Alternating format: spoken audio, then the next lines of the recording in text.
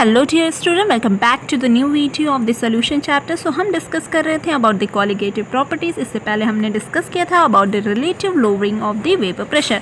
इस वीडियो में हम डिस्कस करेंगे एलिवेशन इन बॉइलिंग पॉइंट, जिसे हम इबेलियोस्कोपी भी कहते हैं। सो एक्चुअली में ये होता क्या है, तो देखो, जब हम नॉन वॉलेटाइल सल्यूट लेते हैं और हमारे पास अगर प्योर सॉल्वेंट होता है, तो हम ये देखा है कि जो वेपर प्रेशर होगा, हमने क्या देखा कि जो vapour pressure of the pure solvent होगा वो हमेशा क्या होगा, ज़्यादा होगा। हमने यही तो डिस्कस किया था कि vapour pressure of pure, for example हमने यहाँ पे कोई कंपोनेंट लिया है P not, is always greater than its solution. Vapour pressure अगर उसके सोल्यूशन का है, दैट इज़ पी एस।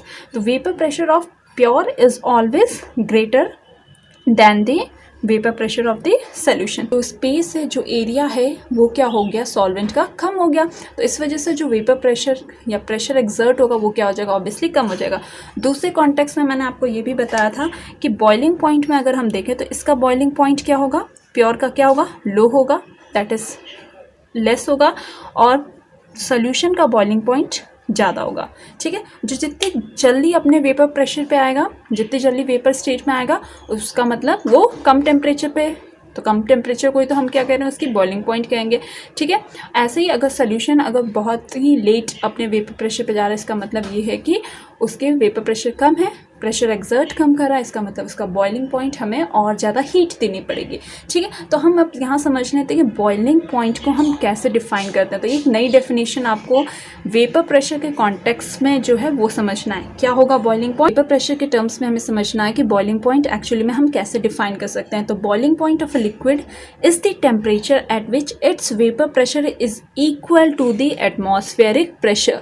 ठीक है, ऑब्वियसली जब आपने किसी को हीट किया तो वो क्या होगा, वो वेपर प्रेशर में उसका वेपर बनेगा, और वेपर बनेगा तो उससे प्रेशर एक्सर्ट होगा। ठीक है, पर ऊपर से जो आपका एटमॉस्फेरिक प्रेशर है वो भी क्या कर रहेगा, इसको बैलेंस आउट करेगा। जब ये दोनों प्रेशर बराबर हो जाएंगे, ठीक है, तो जो स्टेट होता है उसी को हम बॉइलिंग पॉइंट कहते हैं, क्योंकि इसी के बाद जो आपका लिक्विड है वो क्या हो जाएगा, वेपराइज होकर उस स्पेस को छोड़ के क्या कर सकते हो आप, जो बीकर का स्पेस है उसको छोड़ के बाहर निकल जाएगा, यानी कि अपने वेपर स्टेट में स्केप करेगा। ठीक है, आई होप इतनी कहानी आपको समझ में आ रही होगी कि जो बॉइलिंग पॉइंट क्या होता है।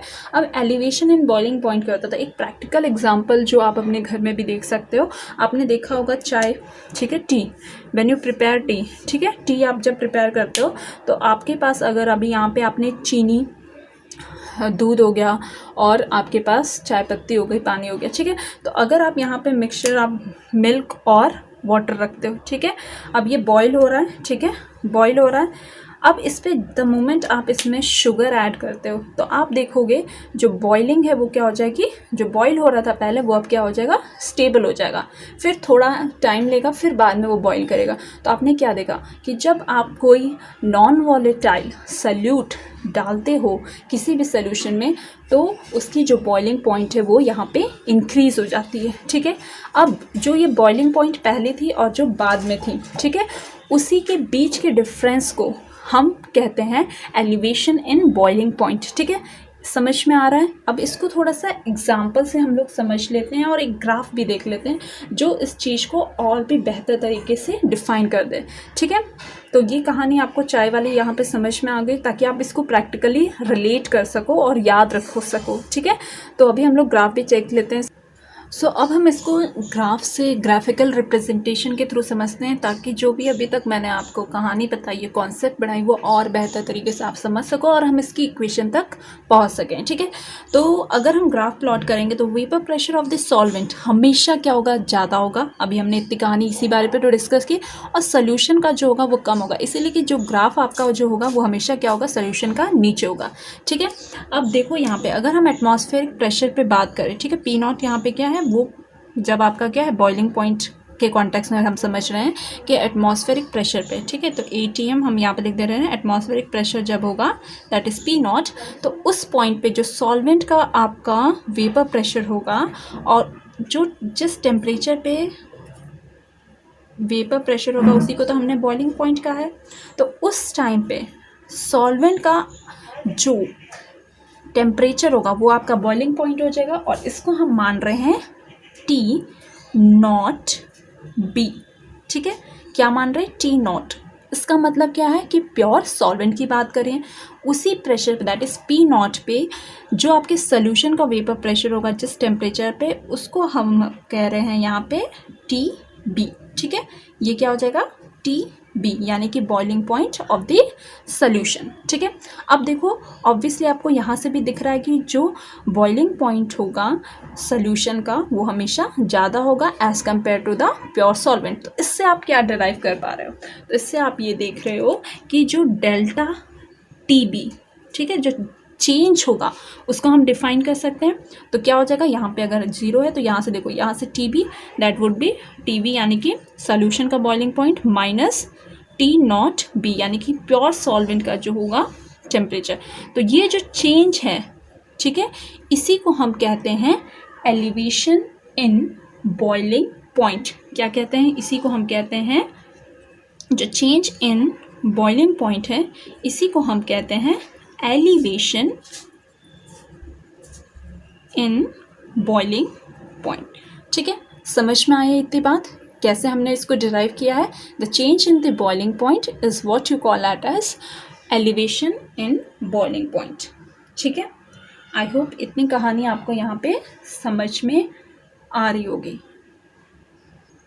ठीक है, यहाँ पे क्या हो रहा है, बॉइलिंग पॉइंट में क्या है, थोड़ा सा एलिवेशन है यानी कि बढ़त है, तो इसीलिए हम कहते हैं इसको एलिवेशन इन बॉइलिंग पॉइंट। जब आप नॉन वॉलेटाइल सॉल्यूट ऐड करते हो तो जो boiling point of the pure solvent है वो इंक्रीज हो जाता है, और जो चेंज होता है उसी को हम कहते हैं एलिवेशन इन बॉइलिंग पॉइंट। जो एलिवेशन इन बॉइलिंग पॉइंट होता है it depends upon the concentration term. ठीक है, जो चेंज होगा यानी कि एलिवेशन जो होगा TB, it depends, it is directly proportional to the concentration term. तो यहाँ पे जिस कंसंट्रेशन टर्म को हम यूज़ कर रहे हैं दैट इज़ स्मॉल m।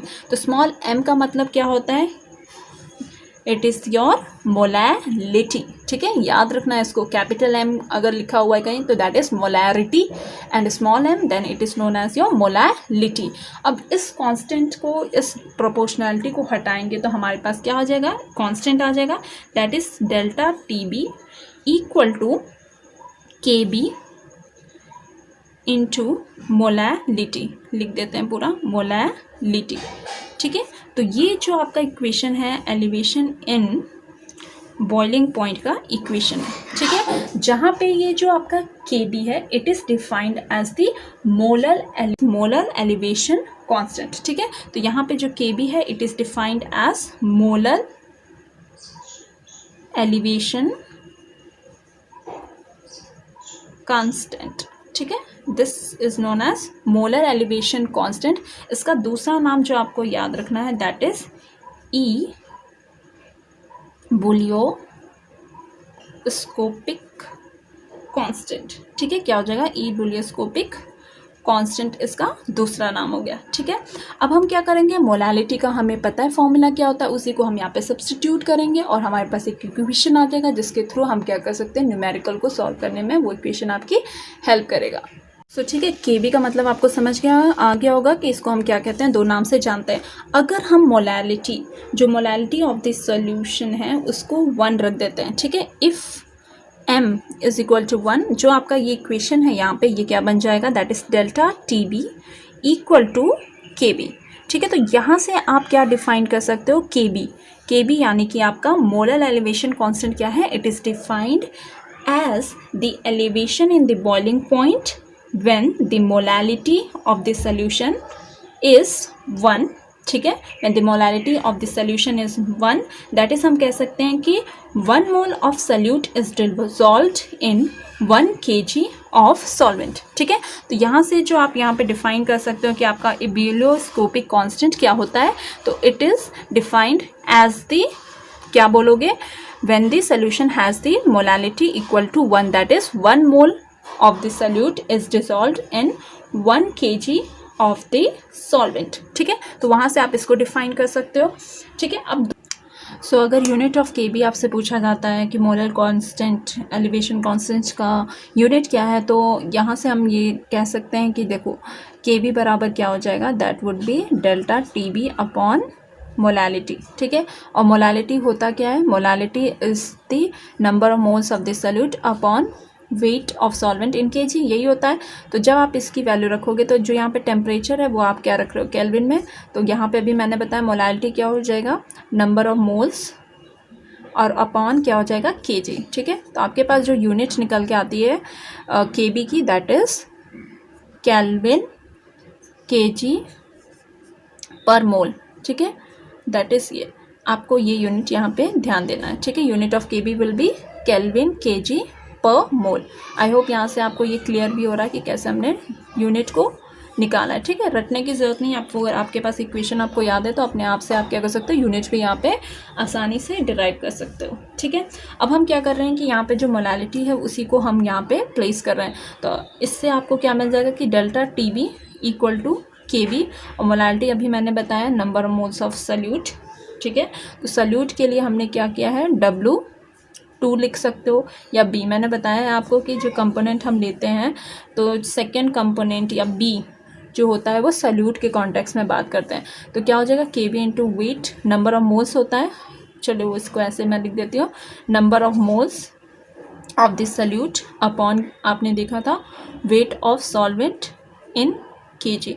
ठीक है, तो W1 आ जाएगा। ठीक है, दूसरा अभी हम यहाँ पे नंबर ऑफ मोल्स को सब्स्टिट्यूट कर देंगे तो डेल्टा B बराबर क्या हो जाएगा KB इंटू ये क्या हो जाएगा W2 यानी weight upon molecular weight of the salute into W1 that is wait of the solvent in KG. अब इसको अगर हमारे पास ग्राम में है तो अगर हम इसको कन्वर्ट करेंगे तो हमारे पास क्या हो जाएगा एक मल्टीप्लाइंग फैक्टर हो जाएगा दैट इज़ इनटू 1000। ठीक है, तो ये इक्वेशन आपको यहाँ पे जो फाइनली आता है इसको ध्यान देना है। ठीक है, क्योंकि आपको यहाँ से वेट ऑफ द सल्यूट पूछा जाता है, तो यहाँ पे KB क्या हो गया आपका कांस्टेंट हो गया, मोलर कांस्टेंट हो गया, डेल्टा TB क्या हो गया elevation in the boiling point, W2 is the mass of the salute. ठीक है, और M2 is the molar mass of the salute and W1 is the wait of the solvent. ठीक है, तो इतनी सी स्टोरी थी, इतनी सी कहानी थी जो आपको एलिवेशन एंड बॉइलिंग पॉइंट के बारे में यहाँ पे पता होना चाहिए। ठीक है, अब यहाँ पे अगर आपसे W2 के बारे में पूछ लेता है तो वो आप क्या कर सकते हो क्रिस क्रॉस मल्टीप्लाई करोगे और आपके पास यहाँ पे उसका वेट आप यहाँ से निकाल सकते हो। क्वेश्चन लेते हैं जो बेस्ड है आपके second concept, second colligative property that is elevation and boiling point. तो क्या क्या यहाँ पे दिया है the boiling point of the pure water, मतलब आप क्या समझ रहे हो कि T0 आपको दिया हुआ है, T0 जो दिया हुआ है दैट इज यही तो हम कहते हैं प्योर का क्या हो जाएगा, तो क्या दिया है 373 केल्विन दिया हुआ है। ठीक है, दूसरा आपको boiling point of the solution containing 18 gram of glucose, 18 ग्राम यानी कि WB, सॉल्यूट का वेट दिया हुआ है 18, मॉलिकुलर वेट दिया हुआ है दैट इज़ 180, सॉल्वेंट का भी वेट दिया है दैट इज़ WA आपको दिया है 100 ग्राम। क्या है पानी है, तो पानी का मॉलिकुलर मास निकाल सकते हैं दैट इज़ MA भी निकल जाएगा दैट इज़ 18। ठीक है, 18 ग्राम पर मोल। ठीक है, तो ये आपका यहाँ से निकल जाएगा आराम से। ठीक है, तो आपको क्या करना है इससे रिलेटेड फॉर्मूला जो आपको ध्यान देना है दैट इज़ डेल्टा TB, हमने अभी भी पढ़ा है डेल्टा TB बराबर क्या होता है डेल्टा KB इंटू मोलारिटी। तो मोलारिटी का फॉर्मूला क्या था number of moles of solute, solute का मतलब क्या हो जाएगा WB upon MB into solvent का वेट, तो ये हो जाएगा WE। सो फॉर्मूला जो आप यूज करोगे that is elevation in boiling point का that will be equal to KB into WB into that is weight of the solute into 1000 upon molecular weight of the solute into weight of the solvent. ये तो formula है आप use करोगे। तो यहाँ पे अगर आप सब्स्टिट्यूट करोगे तो KB की वैल्यू दी है that is 0.52, wait of the यहाँ पे मैंने बताया ना कि जैसे न्यूमेरिकल दिया आपने लिख लिया तो you have to just substitute, तो WB इज 18 इंटू क्या हो जाएगा 1000 अपॉन MB आपका दिया है 180 और वेट ऑफ द सॉल्वेंट भी दिया हुआ दैट इज़ 100। ठीक है, तो यही तो आपको दिया है तो 100 हो गया। ठीक है, अब यहाँ पे निकाल लो इसको 1 2 3 1 2 3, तो 18 1 टाइम्स, तो यानी कि डेल्टा TB जो आपके पास वैल्यू आई है दैट इज़ 0.52।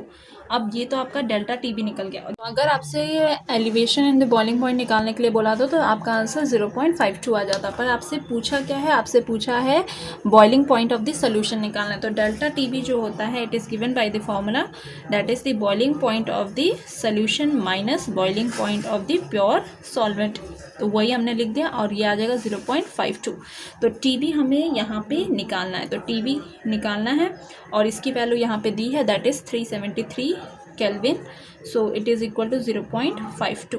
ठीक है, अब यहाँ से TB जो आपका निकल जाएगा that comes out to 373 plus 0.52। So आपका आंसर जो यहाँ पे आ जाएगा TB equal to that is the boiling point of the solution will be equal to 373.52 kelvin. तो ये आपका फाइनल आंसर होगा।